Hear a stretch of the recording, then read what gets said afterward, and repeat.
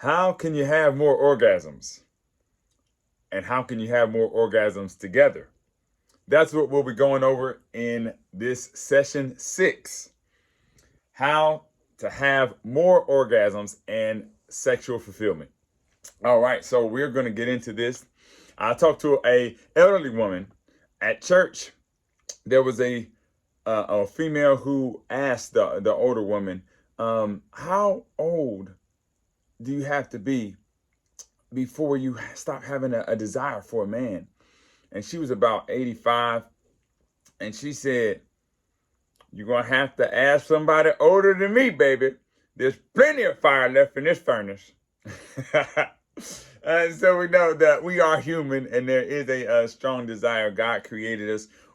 He created us as human, created us with a sexual desire. And unfortunately, I didn't follow God's plan. And I did have sexual experiences before I got married. And I took those experiences into my marriage. And I thought I was going to come into marriage as a stud. Like, oh, yeah.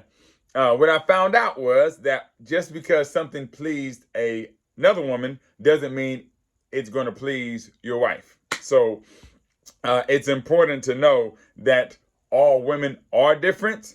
All women have their own desires and their own makeup. So it's important that you don't try to use everything you learned from Stacy and Tasha and then try to bring it into your marriage. You need to find out from your wife how to please her, and we need to have the form of a student.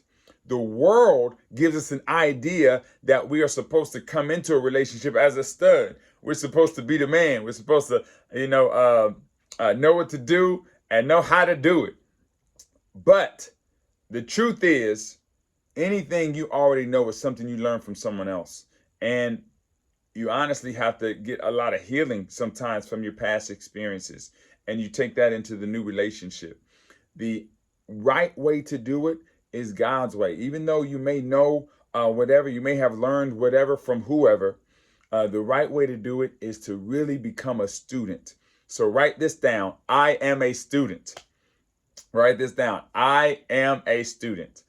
So understand that you are going to take the mindset that you are a student and you're trying to learn from your spouse how to please your spouse. Okay. And you can take that attitude and that mindset. That's how you can become the best lover your spouse ever had, is because you have taken the time to learn how to please your spouse. And in the Bible, in Deuteronomy 24, it says you should take a year when you get married to please your spouse, to cheer her up, to learn how to please your spouse sexually. Don't start a business, don't go to war. All right, when you first get married, take time to please your wife. And that's how God has it set up. So we're going to go over several things in this lesson. All right, in this session we've got, first we're going to go over the purposes for sex. Then we're going to go over the sexual differences between men and women. The sex communication. What questions to ask your spouse about. All right. We're going to go over what is healthy and what is unhealthy. Can you name the sexual organs and the erogenous zones? Then we're going to go over, can you climax together and how? Tips on how to have a stronger orgasm and increase the chance of climaxing together. Next, we're going to go over how men can prevent themselves from coming. Then pros and cons of the Quickie, and the 5 erotic blueprints, and then your homework. All right, so we got a lot to dig into. So let's get into this. All right. So I want you to know that there are many couples who don't know what causes them to many couples who don't know the purpose of sex. They don't understand what the actual purpose is.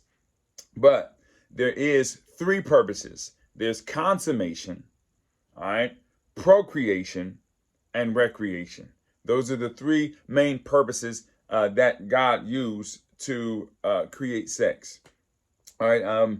Consummation In Genesis 2:24-25, it says that this is why a man leaves his father and mother and is united to his wife, and they become one flesh.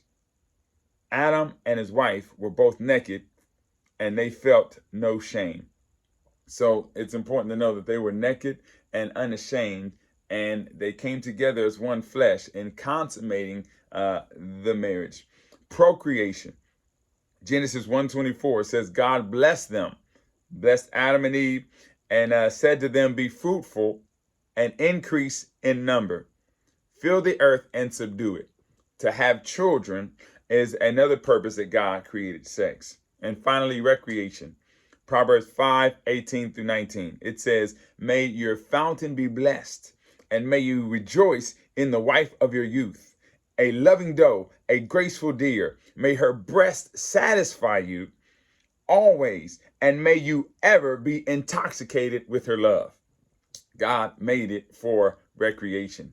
Speaking of consummation, now consummation means to become one with another and with God, to give glory to God, to complete a marriage covenant legally by sexual intercourse, to complete a marriage covenant legally by sexual intercourse.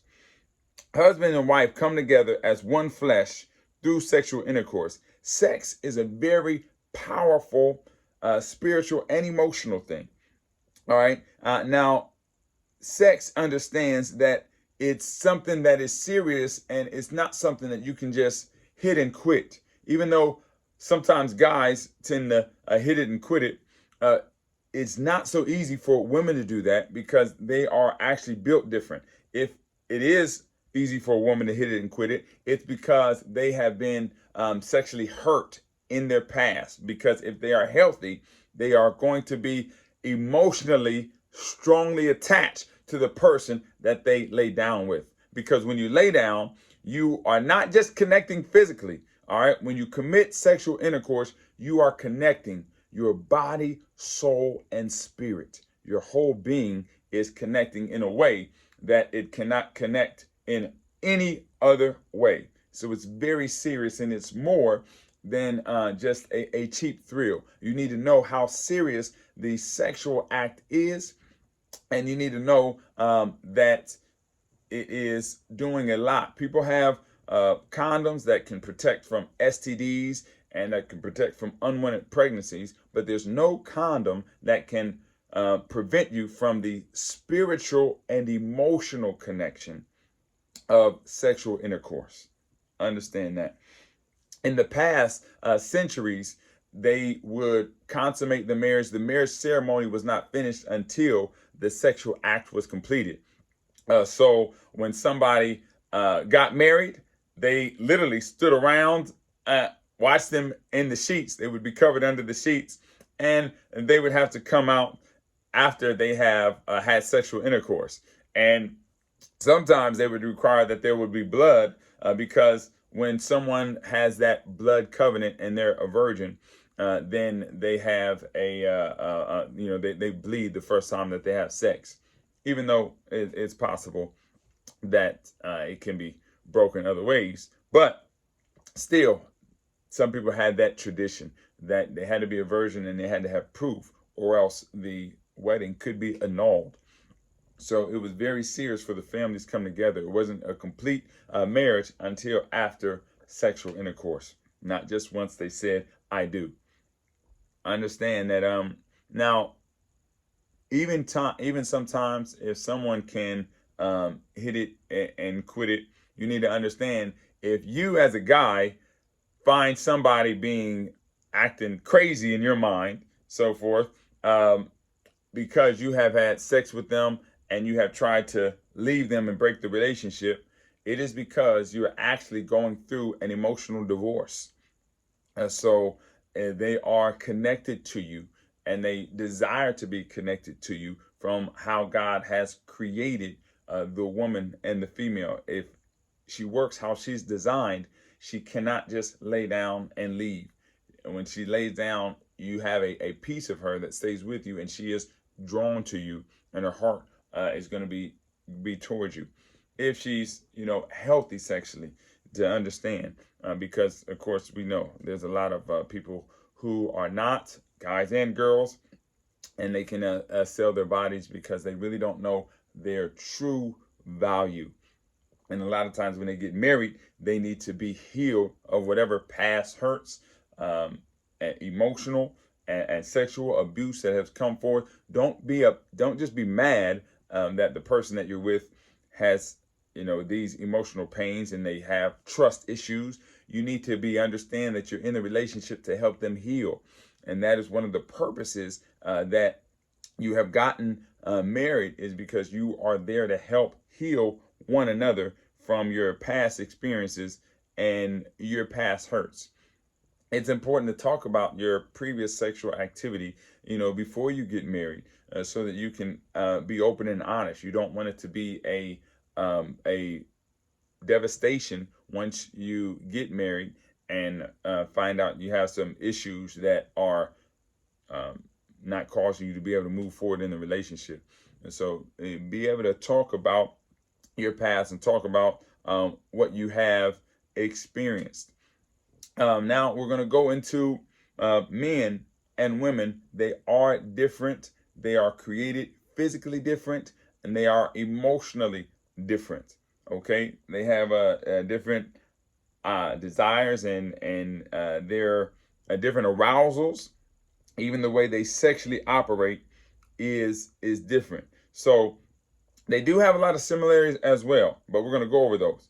So women typically take longer to get through the sexual climax and the sexual experience and the 5 stages. Okay, 5 stages of the sexual experience or the sexual encounter. There's willingness, arousal, all right, plateau, climax, and recovery. Okay, and with that, the women, when they go through the willingness, they are going to go very slow in their feelings, and they get to the level of arousal, and then they get to the level of plateau, and that's normally where you spend the longest time. During sex, you can be at that level of plateau, and then she reaches climax. All right, and then when she reaches climax, you can slowly reach that climax, and then she slowly comes down off of that climax in the recovery stage. Guys, how they're built and they're wired, they can go through willingness and arousal and plateau and climax very quickly. It's more of a line like this. So they go through the willingness, arousal, plateau, climax, and they come down recovery very quickly. So the guy typically has to learn how to control himself and to curb his behavior so that he slows down to match the woman where she is, so that they can both have that experience. God created us in this way to understand how we work and how we operate. There's always exceptions to the rule, of course, but men typically focus on intercourse, while women typically focus on relationship. All right, it's important for women to have a strong relationship, and then they have a desire for sex. Men, if they have a good sex life, then they also desire to have more relationship and talk. And so you can see how we are working together, and God has wired us to come together. And women definitely, they want to talk, have a close relationship and desire, and then have a desire to have intercourse. And when men have intercourse, then they feel closer to their wife. So, and that we need to work together to make it mutually fulfilling for all of us. And sometimes guys, they are easily able to get into a desire for sex even after an argument. One time, a woman, she was complaining when she went into counseling. She said, "You know what? We had a fight, and then he wants to jump in the bed with me all of a sudden. And the truth is, the reason he wants to have sex with you after you had a fight is because he wanted to have sex with you before the fight. All right, the desire never went away. So understand how he is. A lot of times men think they can solve the problem with sex. Like, oh, I'm sorry for what I did. I'm sorry for how I talked to you. Let me make it up to you in the bedroom. Come on, baby. They have that song going on. Turn off the lights. I light a candle. And she's over there like, no, turn on the lights. You know, she got a different song that she's singing at him. R-E-S-P-E-C-T. Find out what it means to eat. R-E-S-P-E-C-T. Find out how you treated me. You know what I'm talking about. She's asking for respect when he's looking for to get it on in the bedroom. But to understand that they are on two different wavelengths. You can have great makeup sex, but you need to make up before you have makeup sex. So write that down. Write that down. Makeup before makeup sex, okay? Makeup before makeup sex. Write that down. Foreplay is just as important as intercourse. Foreplay is just as important as intercourse. Write that down. Foreplay is just as important as intercourse. That's important to know. The wife is often turned on by the husband speaking her love language. All right. We went over the love language in previous classes. The love languages of gifts, acts of service, words of affirmation, quality time, and physical touch. If her love language is gifts of service, then you can, if her love language is gifts, rather, you can give her a gift. You know, it could be something small. Give her a snack. Coming up, just if you are getting something regularly, I often, when we stop at the store, you know, my wife loves slushies, loves Grippos. You know, I would get it, put it behind my back, knock on the window, and say, "Hey there, sexy. I believe I have something for you," and you know, give it to her. Make it special. Give the presentation. You can give gifts. What are their favorite snacks? What do they like? And provide that to them. Okay. It could be acts of service. You know, cleaning the toilets, doing the dishes. You know, that could be the biggest turn on. One man said, if I found out this was going to turn her on, I'd have been doing the dishes a long time ago. You know, you can let her know, I did the dishes and now it's time to do you. Let's go. All right. You know, talking sexy talk. That's your spouse. You know, love on each other. You should flirt with your own spouse, your wife for life. Understand the next love language could be words of affirmation. Send her a text. It says, I love you. I need you. All right. I look forward to you. Look forward to being with you tonight. You know, they call it sexting. You can send some sexual ideas and messages. You know, that's very arousing when you do that early in the day. You can do that today. You know, just send those text messages when you are looking forward to being with them. If their love language is quality time, then spend time with them, everything off, TV off, don't answer your phone, speaking with them, or they may enjoy doing something together. That may be what they need to be in the mood for a sexual experience. You want to speak whatever their love language is. If the love language is physical touch, then a body massage, you know, could be exactly what the doctor ordered. All right. And that could get them with the desire of fire. You know what I'm talking about? Sex is like a fire, okay? Because if you put it in the right place, it can warm the whole house.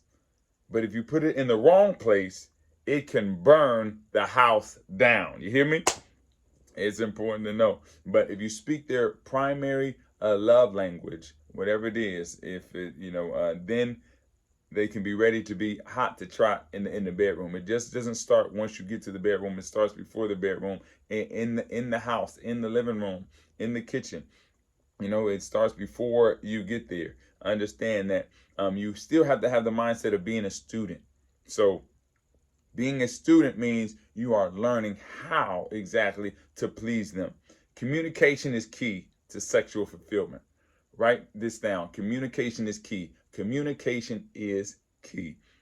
All right. It's important to know, as a basketball coach, you know, I'm constantly telling my players to talk, talk, talk. Well, as your relationship coach, all right, and as your sexual coach, I'm telling you to talk, talk, talk. Okay, ask questions, find out, communicate very well and very effectively. Understand that even when we look at our hands, there is 3,000 nerve endings in your fingertips. Okay, there's 17,000 nerve endings in the hand. So the hands are very sensitive, and really just enjoy every touch. Okay, enjoy every touch all over the body and explore one another. You tell them, ask them, where do they want you, to put your hands? You tell them, here's my hand, and sing to them. Where do you want me to put it? Do you want me to get it right? Tell me, what should I do with it? I'm telling you. So that's sing to them. Where do you want me to put my hand? These are some questions that you can ask. All right, and tell them, I'm a student. Teach me. Come on, somebody. Ask them, where do you want me to put my hand? Which hand do you want me to use? What directions do you want my hands to go in? Do you want it to be pulled down like this? Do you want me to use my fingertips? Do you want me to use the palm of my hands? Okay. My knuckles. All right. And so forth. Moving down the spine. All right. Massaging the neck. Do you want it to be softer, or do you want it to be harder? Okay. As you are massaging their body higher. Ask them, what can I do differently? What can I do better? All right, these are all excellent questions that you can ask. Ask them, what is your fantasy? Ask them, what don't you like?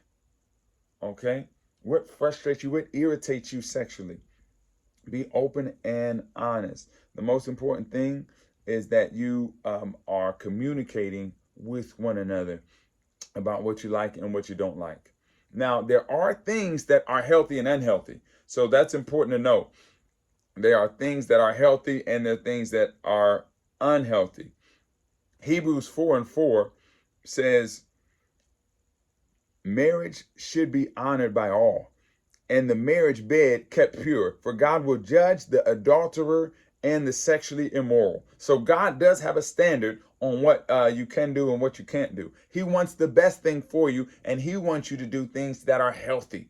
Okay, healthy mentally, healthy emotionally, and healthy physically. He wants you to be healthy. He says in 3 John 2, I want you to prosper and be in good health, even as your soul prospers. Unfortunately, we live in a society that is perverted sexually, and they have a lot of perverted desires that are going on. So we need to know what is healthy and what is not healthy. The first thing is, pornography is unhealthy. Pornography is unhealthy. It perverts your ideas and your thoughts. Okay, it causes you to be gratified on the short term, but have long-term dissatisfaction. So you'll never be satisfied when you are addicted to pornography. You're constantly consuming pornography. You will expect something that you can't have. You'll get a false idea, a false vision, and you'll never fully be sexually satisfied. The desires will continue to warp and change. You could continue to develop desires for more than one person. All of a sudden, you want two women, even though you only have one thing to work with. You want two people, all right, or more. It could turn into same-sex attractions and desires, same-sex desires coming from pornography. It could turn into desires for children and child molestation. Now, every person who deals with pornography does not develop desires for children at all. However, every child molester has dealt with pornography. So understand that every child molester that's out there, they do deal and dabble with pornography regularly, and their desires and things are warped and taken back. I know years ago, I've been delivered, all right, from the addictive power of pornography. And you can be delivered, all right? Confess it, get get the counseling that you need. Confess it to God, confess it to an accountability partner. It can be a pastor, or you can go to focusonthefamily.com. Focus on the Family is an organization. They have great counselors for any kind of addictions that you are addicted to. You can check out the website as a tremendous resource. Matthew 5:27, listen to what it says. You have heard it said, you should not commit adultery. But I tell you that anyone who looks at a woman or man lustfully has already committed adultery with her or him in his heart. If your right eye causes you to stumble, gouge it out and throw it away. It is better for you to lose one part of your body than for your whole body to be thrown into hell. Okay, Matthew 5:27-29. It's talking about pornography, looking on someone with lust. And it's a form of cheating on your spouse. It's not the highest level of cheating. There are some sins that lead to death and some sins that don't lead to death. But cheating is one of the pornography is one of the first levels of sin. Okay, if you follow it and you pursue it, next thing you know, you could also be ending up in a full adulterous affair where you are physically involved with someone other than your spouse.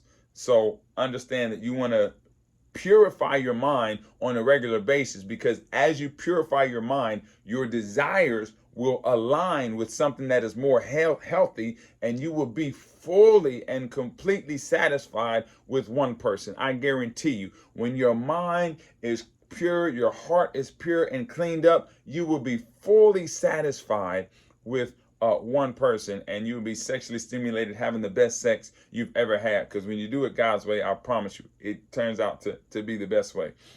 All right, for you and her, and you are able to connect on a whole nother level. Love is not just the power of one, but it's the power of forsaking all others. And when you know that they're the only one for you, even if you have been restored from an adulterous affair, and you know that now you are the only one, you are forsaking all others, you can reach a level of intimacy that you can't reach with any other person any other way but through a marriage relationship and a covenant that you are keeping. It's extremely powerful. All right, number 2, to know that sex should be between one man and one woman. Listen to this verse, Matthew 19:4-6. Haven't you read? And he replied, that in the beginning the Creator made them male and female. And he said, for this reason, a man will leave his father and mother and be united to his wife, and the two will become one flesh. So they are no longer two, but one flesh. Therefore, what God has joined together, let no man separate, or let no man put asunder. So understand, it should be between one man and one woman. I was having some pains one time in my prostate. I went to the doctor and to get checked out. The doctor said, you're fine. There's a few things you can do to prevent it. And one thing he said that you can do is have sex with your wife. He said, okay. I was like, well, all right. So I said, are you sure that's what you're saying? He said, yeah, that's what I'm saying. Have sex with your wife. So I said, okay. Let my wife know. So I told my wife, I was like, all right, honey, the doctor has given me a prescription, and we need to fulfill it. All right. So we had a blessed time fulfilling that prescription. Understand? So that was funny that because another man was diagnosed with a prostate terminal issue, and because of the issue that he had, he was in the doctor's office, and he was talking to his wife. He was so scared. He had an issue with the doctor. He said, I don't want to talk to the doctor. I just want to talk to you. He said, please go find out from the doctor what the diagnosis is. Okay.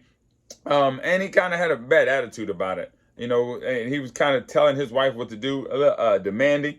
He said, you know what, look, I don't want to hear no more. Just shut up, go tell the doctor, find out what it is, and tell me what the diagnosis is. So his wife, said, okay, I will. And she went to the doctor, and she asked the doctor, what is the diagnosis, and what can I do? Is he going to live? The doctor said it's very bad. He looks like he's going to die, but he does have one chance. If you fix him this specific meal every day, 3 times a day, and you have sex with him, all right, every day, twice a day, at least in the morning and at night, then he does have a chance to live. And she said, thank you, doctor, for letting me know. She went back into the room, and he said, what did the doctor say? All right. And she said, unfortunately, the doctor said you're going to die. He said, there's no chance for you at all. Understand that she was not willing to do what the prescription was in his situation. So you don't want that type of a relationship. Now, number 3, sex with multiple people is unhealthy. Sex with multiple people, it is unhealthy. That's why every doctor who's worth anything says that you must wear a protection if you're having sex with more than one person. All right, you must, because it is at risk for an STD. It's not healthy to be with multiple people. All right, it isn't. According to the Center for Disease, listen to this. According to the Center for Disease Control and Prevention, there are estimated 19 million new sexually transmitted disease infections each year, and STDs are on the rise, especially if you are having sex without a condom with more than one person. You could contract HIV, which is potentially fatal. All right, you could also contract HPV, which 50% of sexually active people receive, and it can lead to cervical cancer in women. So sex with multiple people is unhealthy. Number 4, anal sex is unhealthy. All right, yes, I do understand that the butthole or the anus does have a lot of nerve endings that can feel good to the touch, or can be sexually aroused to the touch. However, you should not penetrate anything inside of the anus. It is not designed to be penetrated. It is an exit, not an entrance. Okay, it is an exit, not an entrance. God has designed our body certain ways, specific. All right, it's crazy that some people believe that sex is an accident. We're just accidentally here. Sex is not an accident. God designed it specifically with a purpose. It just didn't all of a sudden man and women came together and, oh my goodness, it fits. No, it fits because it's supposed to fit, and it's supposed to work exactly how God designed it. And the anus does not have natural lubrication, all right, like the vagina does. Okay, it does not have the natural lubrication. Okay, understand that the body is built a specific way, and it is created the way that God intended. So the vulva, or the vaginal area specifically, it automatically has lubrication that is designed inside of a woman. Anus does not. So I understand that even if somebody participates in anal sex anyway, I want you to at least hear out the reasons why I'm saying that it's unhealthy. Okay, listen to this. All right. If you are in a monogamous relationship, you still must use a naloxone-free condom to prevent the spread of bacteria. All right, and be sure to replace the condom before you insert it into the vagina, because it would suck to be even in a monogamous relationship and still get an STD or still get something fatal because you are spreading bacteria. All right, now I know there's a lot of different methods that people can do, but hey, I'm just telling you, this is my view, my point of view based on the research and studies that I've done. All right, so on what is healthy and what's not healthy. So the point is to be healthy. Be healthy. All right, do things that are healthy. Whatever kind of acts you want to do, just be healthy and be safe. Be healthy and be safe. Don't do things that are going to hurt you physically or hurt you emotionally. Hurt either one of you physically or emotionally, because you guys are in this together. And trying to force sexual act on your spouse is sexual abuse. Trying to force a sexual act on your spouse, it is sexual abuse. All right, it's not an act of love. True love self-sacrifices for the other person. All right, that is important. So if you disagree on a sex act, you need to communicate about it and negotiate. Okay, after you talk about it, after you explain what it does for you and why you want to do it, why you think it's okay and your desire, and then once you talk it out, do not condemn each other for your desires. Don't condemn each other for your fantasies. Okay, just be open to hear from one another. And then if you still disagree, then don't do it. You need to agree to disagree. Once you let your spouse know that you want something and you desire something, love makes requests, not demands. So all you can do is request it. All right, and then it is completely up to them whether they fulfill it. But don't get mad at them, don't judge them, don't condemn them, because you can go on with a great life without whatever. Okay, now sexual intercourse, it is something that is required in a relationship if you both are physically possible. But all the other stuff, is just depending on your particular relationship. I know some people ask, does the Bible condemn oral sex? That's a popular question. The Bible does not condemn oral sex. There are some experts who believe that it is referring to oral sex between a man and woman in the Bible, between husband and wife, in Solomon 2 and 3, and also in Song of Solomon 4:16. Okay, and some experts believe they are referring to, because they use a lot of metaphors when they talk about fruit, and they talk about tasting each other's fruit and so forth. But here is one important principle to know. Philippians 2 verses 3 and 5. It says, "Do nothing out of selfish ambition or vain conceit, but in humility consider others better than yourselves. Each of you should look not only to your own interests, but also into the interests of the other." All right, so look into each other's interests. As Bible said, Matthew, Jesus said, treat others the way you want to be treated. Okay, use those principles when it applies in the sexual bedroom. This also includes getting into shape.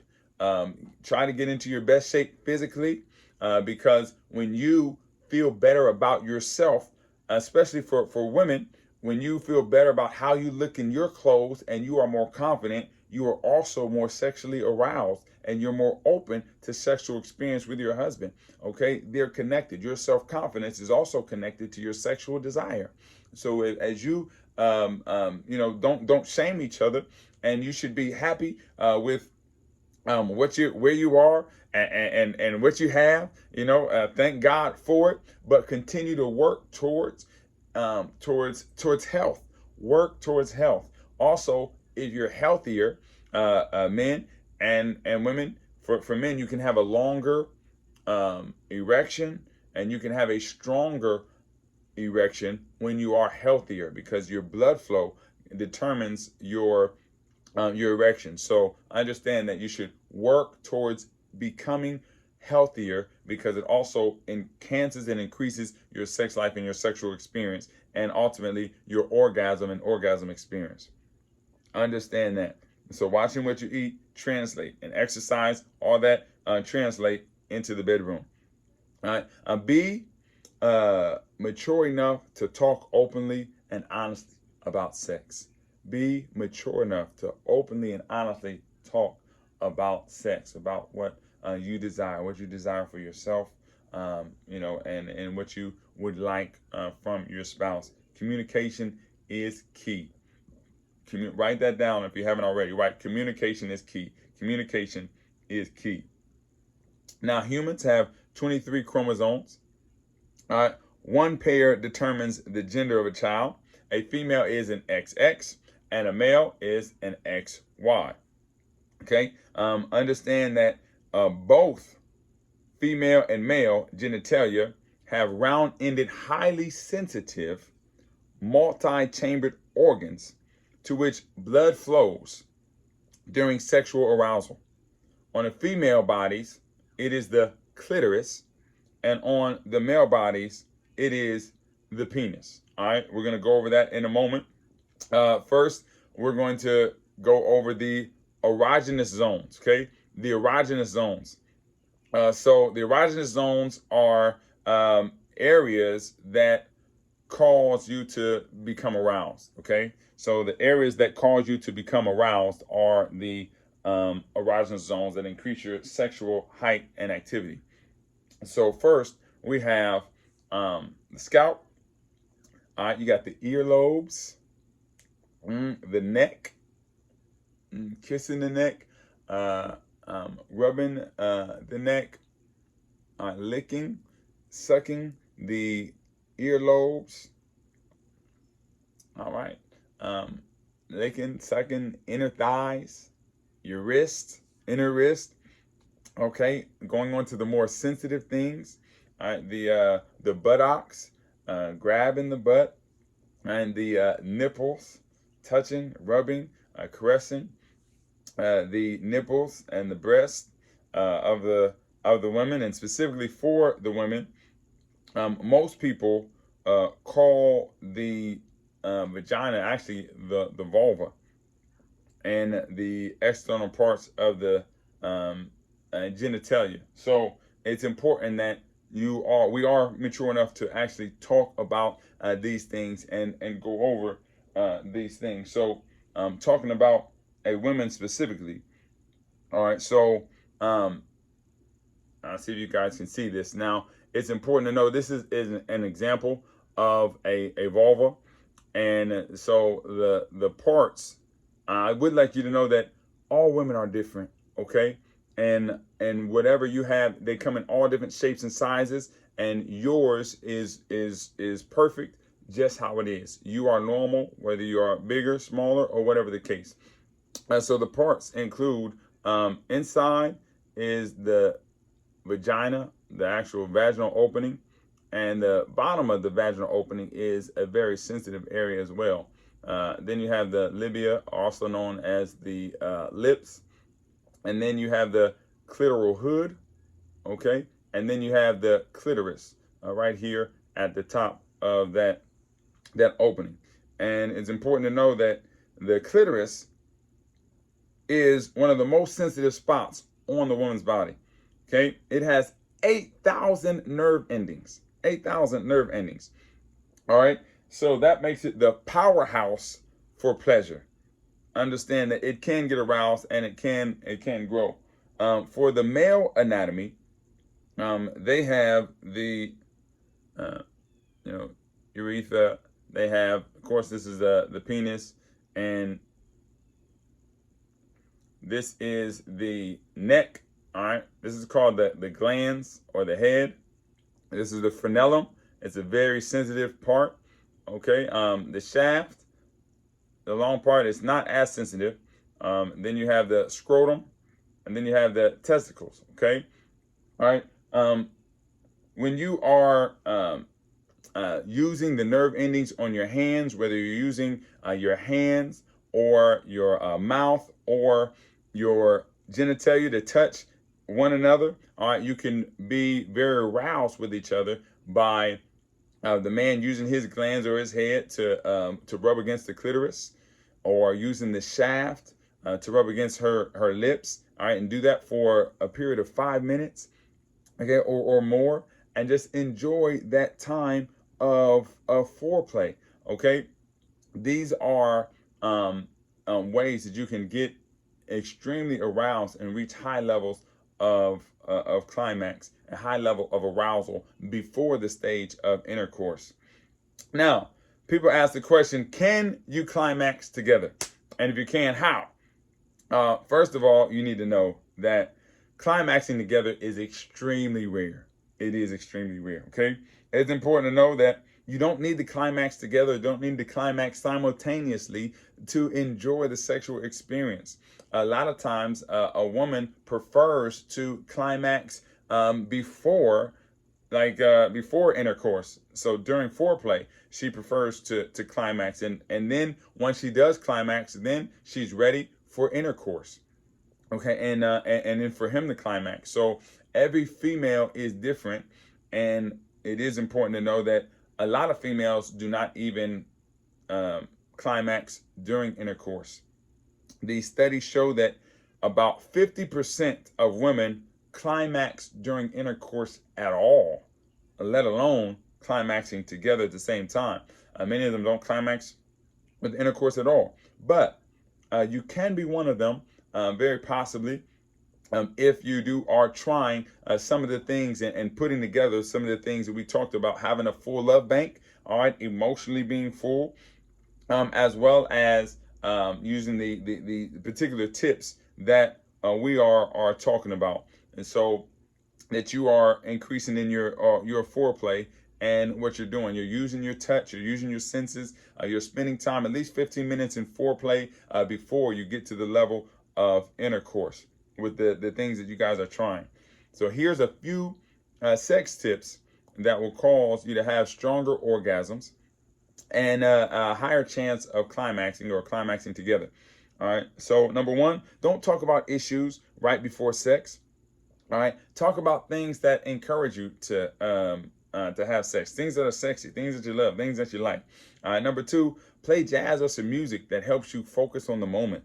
A lot of times you can think about the kids and the laundry and so forth. So music can help, but mentally focus and be fully present and engaged with your spouse. Pee before pleasure. Pee before pleasure. A lot of times the same feeling that you get when you're about to orgasm, when the G-spot increases or enhances, then it feels like you are about to urinate. So a lot of times your body can stop yourself from having an orgasm because you feel like it's going to urinate. But if you do urinate before you have sex, then your mind is free and your body is free to go ahead and allow yourself to have that orgasm. Okay. Don't change positions too often. All right. Steady stimulation in one position that puts pressure on the key spots, such as the clitoris, the G-spot, which is like in the vagina, kind of in the position, if you say come here, inside the vagina, that's where the G-spot is located. So understand that when you are in a right position, in a good position, where she believes that she can come, you want to stay there and stay steady. That's important. Finally, control your climax. Control your climax. When I first got married, I did not know I could do that. But we did get some information that really helped us, and on sexual activity, and I found out that I can mentally and physically stop your body from moving. You need to be sensitive to your body. Be sensitive to when you are getting aroused to the point of ejaculation, so that you can tell her to stop. You stop moving and you tell her to stop. Now, if your man tells you to stop and you don't stop, and it goes off, then that's on you. He can't control that. All right. You need to stop when he say stop, but be sensitive to yourself. Be able to stop and tell her to stop because you want to prolong the experience. 1 Corinthians 13:4 says, love is patient. So you need to be patient. Guys, you have to learn to be patient, learn to prolong it. And honestly, most men feel a lot better about their own self-confidence when they can cause their spouse to come as well. All right, when they can cause their spouse to come, they feel better because you feel better as a man when you can cause your spouse to come. Like, yes, sir. All right. It does cause us to be feel better and to be happier. So understand that when you go through that, you want to be able to stop yourself and again practice. All right, practice makes you better. So don't try to be Superman in one day, but continue to work at it, and you will get better. Enjoy the journey. Write that down. Enjoy the journey. Enjoy the journey. And write this down. Orgasms never get old. People make you think that because you are with just one person, it's going to get boring and it's going to be not enjoyable. But I promise you, been married over 20 years and it is enjoyable. All right, continually. So orgasms never get old. It's still exciting. Still one of the best things best physical feelings that God created on earth. Let's talk about the Quickie. All right, the power of the Quickie. Sometimes women don't want to go through all the emotional energy and time it takes to have an orgasm because they may be tired. And so they do want to please their husband. So the Quickie can be a very powerful tool for a woman to pour into his love language and physical touch or just to connect with him.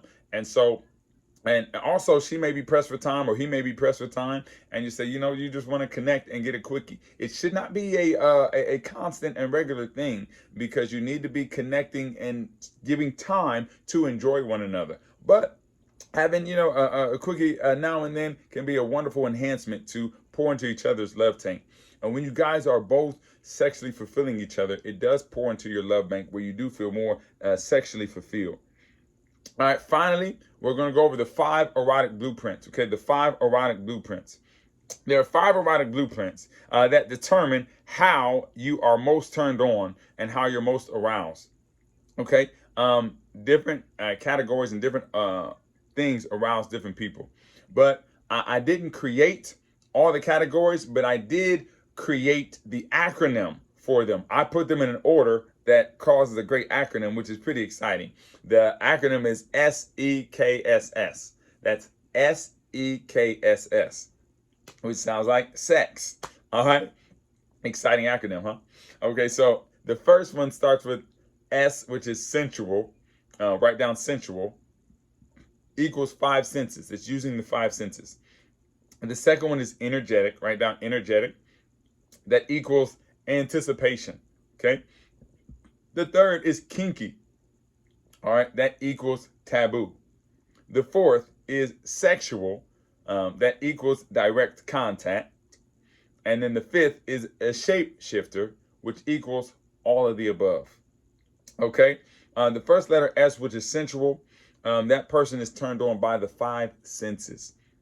Okay, touching, tasting, smelling, seeing, hearing. The 5 senses, starting with smell. Make sure your teeth are brushed. Okay, make sure you smell good. You got on cologne, you got on deodorant.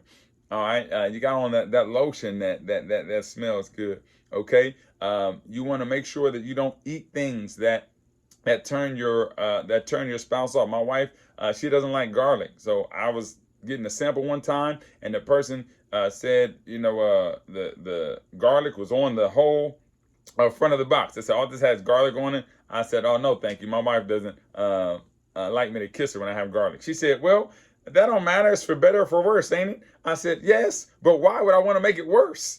I mean, I'd rather kiss my wife. I'd rather make it better. I'm not going to eat that. I want to make it better, not make it worse." That's crazy. I know she didn't have a good relationship. But anyway, you want to have a good smell, so forth. You can pick some things out. One time I told my wife about a lotion that reminded me of the ex-girlfriend. I said, "I don't want you to wear that." That's all I had to say. She never touched that again, never bought that again.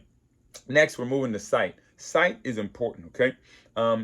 Men, you can put on some sexy underwear, sexy drawers. If she wants the whitey tighties, go with that. But she probably ready to switch it up. Okay, and for girls, wear some lingerie, wear something sexy, something that she really likes and can get into.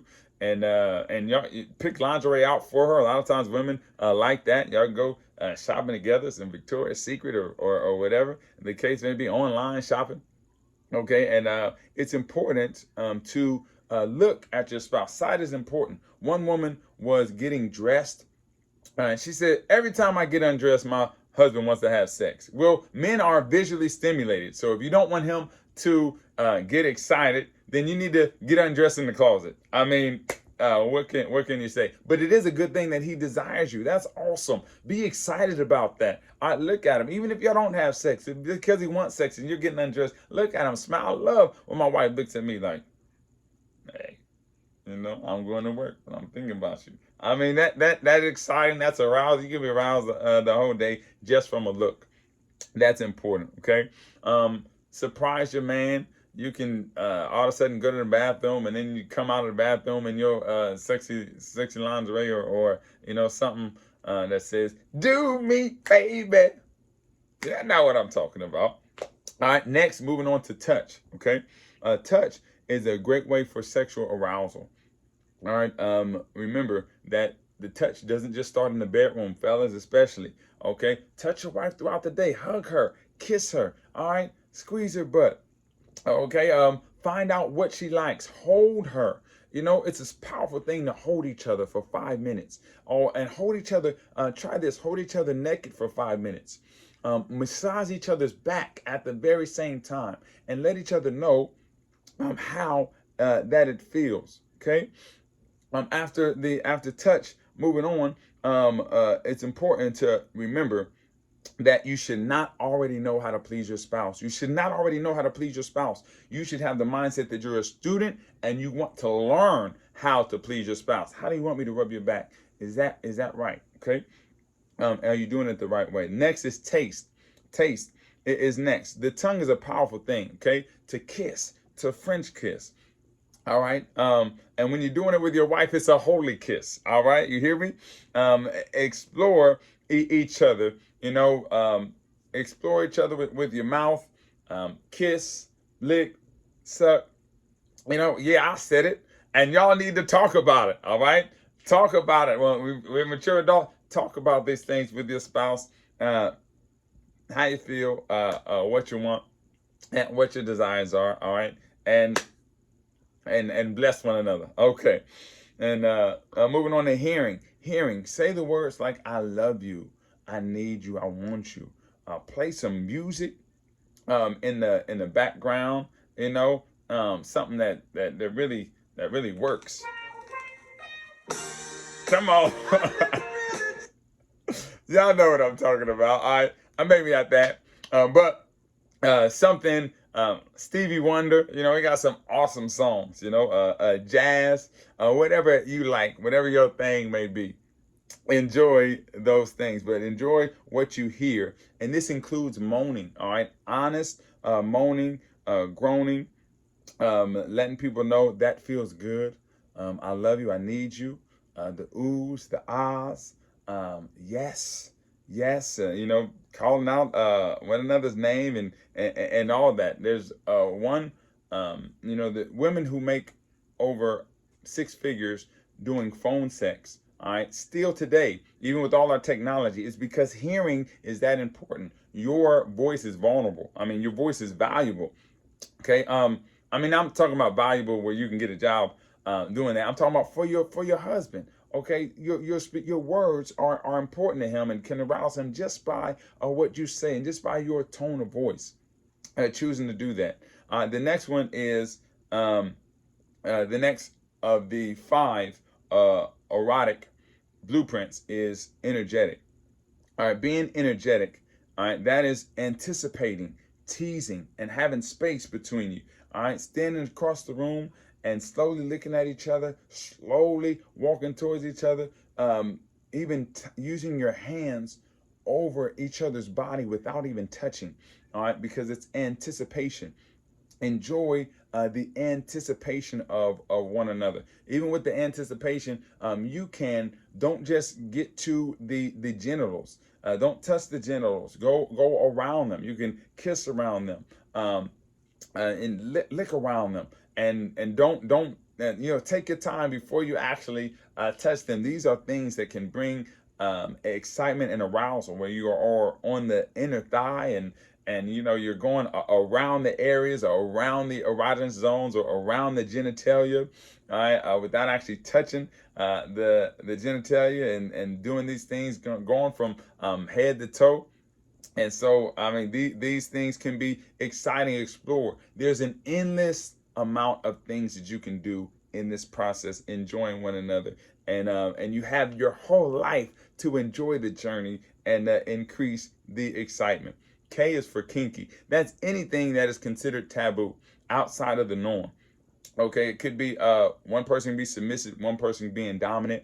All right, whatever. That it could be different places, like the kitchen, or the bedroom, or not the bedroom, but it could be a chair, a living room, just anything that's outside of the norm. And the final S is for sexual, which is the next S is for sexual, which is direct contact with the genitals. So sometimes it is exciting. They get more turned on by just grabbing the genitals. All right, going straight there. All right, that turns them on the most. Grabbing the breast.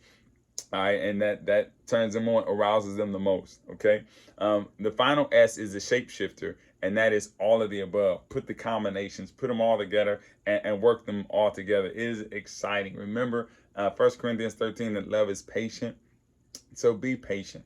Be patient with one another. Take your time and spend a lot of time in foreplay before the arousal. Your homework is to take an hour, okay?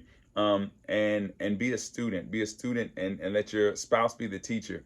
Ask those questions that I mentioned earlier. I'm going to repeat them, okay? So, where do you want my hands? Which hand do you want me to use? What direction do you want my hands to go in? Do you want me to use thumbs, or fingers, or palms? All right, knuckles. Do you want me to rub harder or softer? All right, what can I try differently that may work better? All right? What combinations do you like me to try? What don't you like?